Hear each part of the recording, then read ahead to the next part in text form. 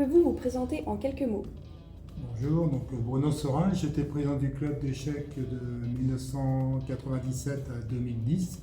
Quand je suis arrivé au club d'échecs, il y avait à peu près une trentaine de licenciés, je crois qu'exactement il y avait 25. Et on est monté jusqu'à 140, 150 licenciés.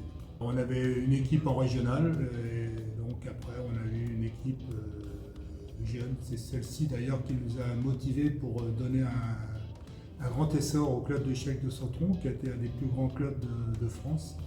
Et à un moment donné, on avait une équipe en plus haut niveau chez les jeunes et chez les adultes. Les jeunes ont été champions de France dans la saison 96-97 avec un match mémorial contre Paris Caïssa, et donc beaucoup de gens se rappelleront de ce match. Et puis après, donc l'idée c'est aussi d'accompagner les jeunes à progresser et à maintenir leur haut niveau. On s'est rendu compte très rapidement qu'il fallait passer par un Open international. Donc très rapidement on a fait un rapide, puis après un tournoi sur 3 jours. Et puis en faisant un peu des tournois à droite à gauche, à Cannes, à Metz, à Paris, je me suis un peu renseigné comment on organisait le tournoi.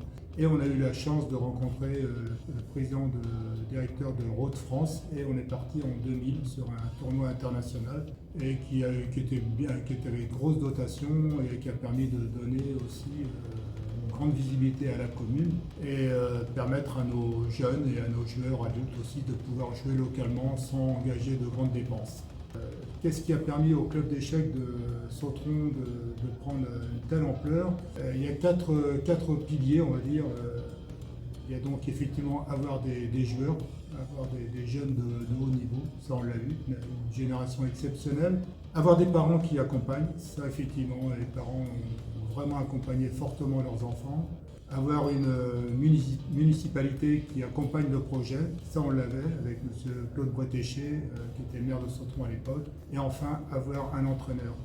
Et cet entraîneur, c'était à l'époque, il y avait Yannick Berthelot et puis Honoraté. Et moi je disais souvent, avec Yannick on communiquait souvent, et je disais en rigolant, Yannick il vendrait du sable à un émirat arabe. Voilà. En quoi ce projet de record du monde vous plaît? Alors bon, ce projet record du monde, je pense qu'il s'inscrit dans la démarche du club, c'est de se donner la plus grande visibilité possible, donc avec des partenaires qui ont effectivement participé, aussi des artisans. Alors je ne sais pas si c'est des compagnons du devoir, mais ça aussi c'est une approche intéressante, de montrer qu'on peut avoir un beau projet, qui peuvent accompagner des gens qui ne sont pas obligatoirement du même horizon, mais qui peuvent se retrouver sur un projet. Tous ensemble, battons le record du monde.